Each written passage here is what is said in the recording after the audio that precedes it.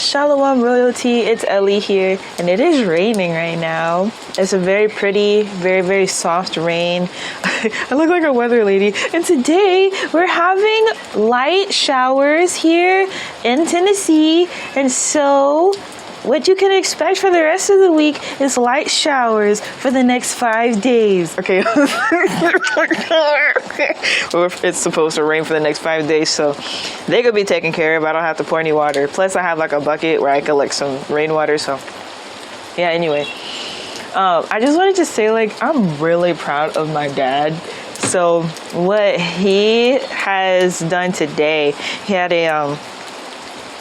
a gathering, I'll say, where there's also a press release. So like the news came because he sent out a press release last night, and so he will be on the news for introducing his program, and he's certifying young men who graduate well, he can do it now for anybody, but what he was doing previously was certifying young men to be general contractors.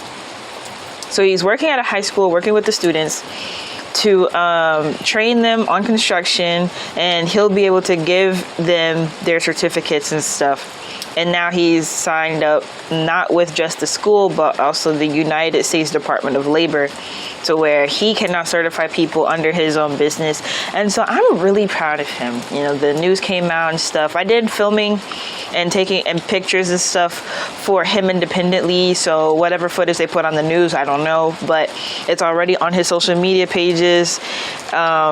So people can like look at it and stuff and know what he now has to offer as a service. And so it's really, really cool to just have really cool parents who do cool stuff. Because like, you know, I understand that I'm really in a blessed position. I have always understood that. I have two parents who are entrepreneurs. They both have college degrees, and they both rank high when it comes to certain things. In, I'll just say, social situations, whether it's a religious organization or a civil rights organization or anything like that. Both of my parents are in very, very high positions. So it's just a blessing for me and my siblings to be able to have those parents as examples. And like, I know sometimes I really get on my parents, like emotionally. Like, we had an emotional time last night. But all in all, it's like, okay, I look at other parents. I look at how my peers act now and the way that their parents were. And it's like, you know, I don't think I could have, you know, really been in a better situation. You know, of course, everybody can always look at their situation and be like, oh, it could be better. Well, it could also be worse. And I'm just glad it's not, you know, just a terrible situation I'm in. I'm actually in a great position. I work for both of my parents, so I'm actually able to work from home. For the most part. Like, I had to go out today to work to do the videography and photography and stuff, but I get to work for my parents, and it's been like that for years. I've had other jobs too, but I enjoy working for my parents the most because I have the most creative freedom.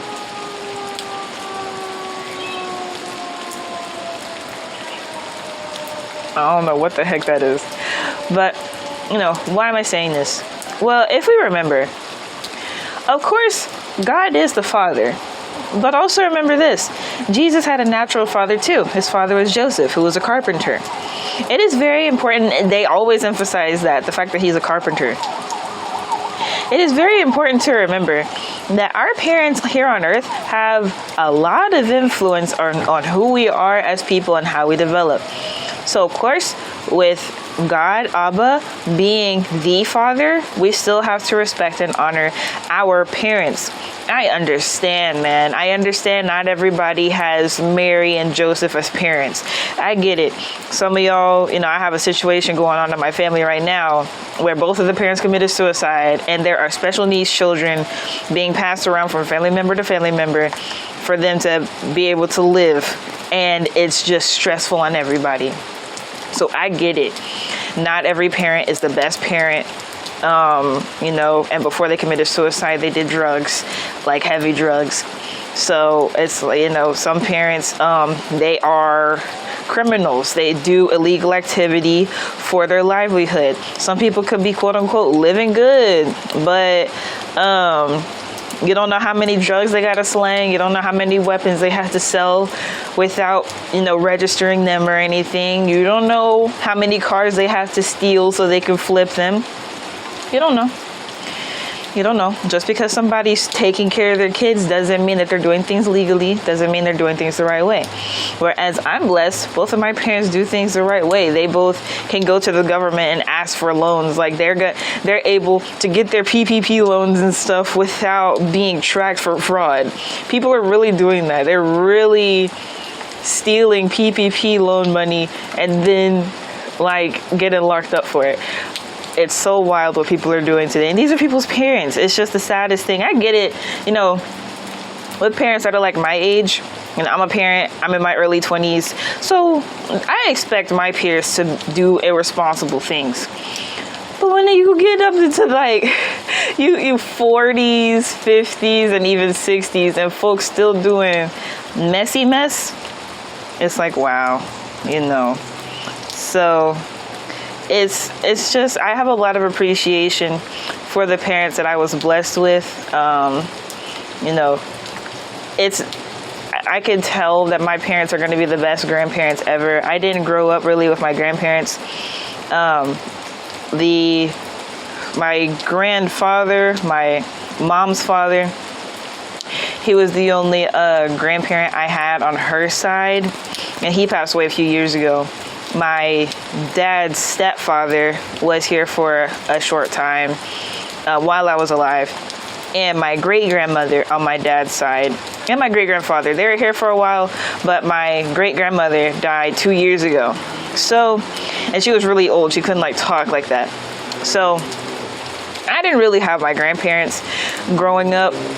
And as for my grandmother specifically, I have my grandfather, but, there's only so much you can get from older people who have a certain type of mentality. I didn't learn too much from them, which sucks, but I do know that we got our artistic skills, our creativity. He also was a carpenter. He built my mom's house when she was growing up. He could build bookshelves and different things like that. He was good at, what's it called? Woodwork. There's a word for that. Anyway, so yeah, he was good at stuff like that. So, even though he didn't say too much, it was still things that were very respectable about him and how he was. He also used to be a pastor. So, just having good roots, a good foundation to come from. And we just got to be appreciative. Even if you do have a rougher life, you just see what you can take from the situation and, apply it to your life. Even if you have to reverse things and be like, well, I know not to do this or I know not to do that. You got to find, some sort of middle ground, because otherwise you're just going to suffer. So, it is what it is with that. We don't have any control over who our parents are in this physical realm that we know of. We'll find out more information when we get to the other side, but we'll see. We'll see. And yeah, also ask the Most High. Ask God, Lord, what do you want me to learn from my parents? Because for me, it was very obvious. Get your own money, secure your own bag. Don't depend on anybody else 100% for anything. Yeah, period. And, but if you don't know what to get from your parents, just ask the Most High. Like, hey, Lord, why do I have these parents? Why has this been my assignment to be their child? What do you want me to do? What do I need to take from this? He'll tell you. He'll tell you. Also, I have this idea. So for all of us Hebrew Israelites, us Black Christians, us Muslims and stuff, all of us with darker skin complexions, I have this idea. So, a lot of us want to go back to Africa. It's just really not safe for us to continue to be here in the United States. No matter how much success we achieve as a people, there's always a strong opposition. So how about we just go back home? my idea is we set up retirement homes for our people. It can be a nonprofit organization. It can be a for-profit organization. You do you. I think this is something that shouldn't be exclusive to one particular individual. We need to start a practice of this. Retirement homes in different countries in Africa that, just think of Florida vibes. A lot of people are tired of Florida. Create the same vibe there. It can be nursing homes. It can be small homes, small houses or apartments. It can even be mansions. Some people will have the money to be able to afford mansions when they get to a certain age. And so just cater and market to American Black older people that are hitting retirement age.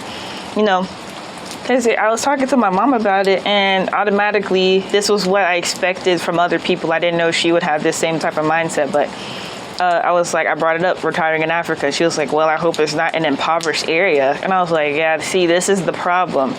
People in America have been conditioned to think that everywhere in Africa is just dusty and broke, and there's a bunch of orphans everywhere. And it's like, no, a lot of places in Africa look great. So we just need to do really, really good marketing and have them retire there. What is that going to do? That's going to put all of our parents in a place where we all want to go. It will give all of us a reason to get our passports to travel to whatever country in Africa they're retired in. A lot of us will be able to look and travel, see the scenery and everything and be like, I like it here. Or, I want to live closer to my parents, so I'm going to decide to move to where they are. Exodus. That's my idea. I am going to do it regardless because I think it's great. It's great for, of course, making money, but we're going to go home. we got to go home. I don't think it's smart for us to stay here. And of course, if you see this and something happens to me, you already know they're watching. I'm going to get this out. If you follow anyone prominent in the spirituality movement, nothing against pastors or anyone in organized religion. I just don't think they're doing radical things like this. So people like, young Pharaoh or Rashad Jamal or people who are really, really radical and extreme, drop this idea, plant the seeds in their heads and, see what happens, because even if they don't put the money behind it, even if they don't create the LLCs or the nonprofit organizations or whatever to do this, then they can still talk about the concept and get other people to do it. So I'm going to continue to talk about this on my channel. I'll probably make a series the same way I did doing a prayer group and just talk about the concepts and why we should do this. Because I think it's a great idea and it's time for us to go. It's time for us to go home. Time for us to get out of here. So yeah, that's it. Shalom royalty. I'll see you in the next one. Tawada.